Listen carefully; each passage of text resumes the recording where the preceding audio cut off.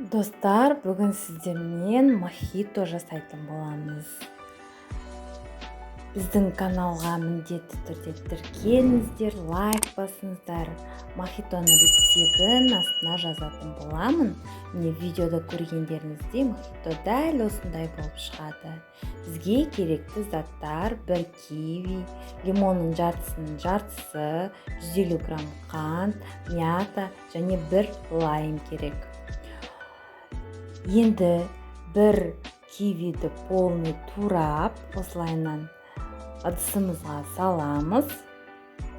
Сосын лимонның жартысын ғана тураймыз. Сосын лаймның жартысын тураймыз. Қалған жартыларын алып қалатын боламыз. Міне осылай ыдысыма салып жатырмын.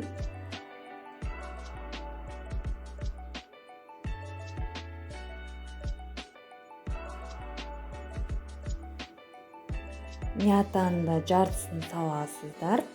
Жартысын тоже алып қаламыз.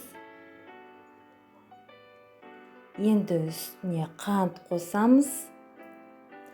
Қантымыз төгіліп кетпеу үшін абайлап қосыңыздар. Міне осылайынан барлығын салып алдым видеодағыдай. Енді осыны блендермен сақтайтын боламын.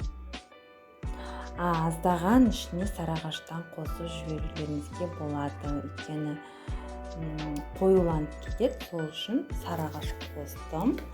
Міне енді осыны сұйықтығынан ажыратып аламыз.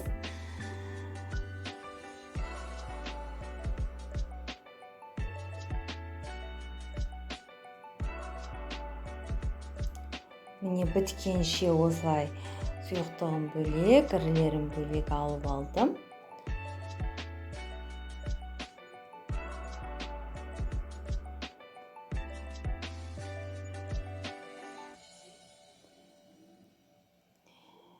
Енді мына сұйықтықтың үстіне және алып қалған жарты лимонымызды, жарты лаймымызды және де мятаны салып, үстіне сарағаш құямыз.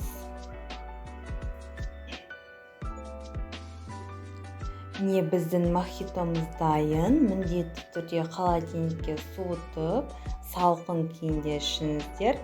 Дәмі өте дәмді шығатын болады. Сіз де осы рецепт бойынша жасап, астына қалай шыққаны туралы жаза кетіңіздер. Міне біздің мохитомыз дайын.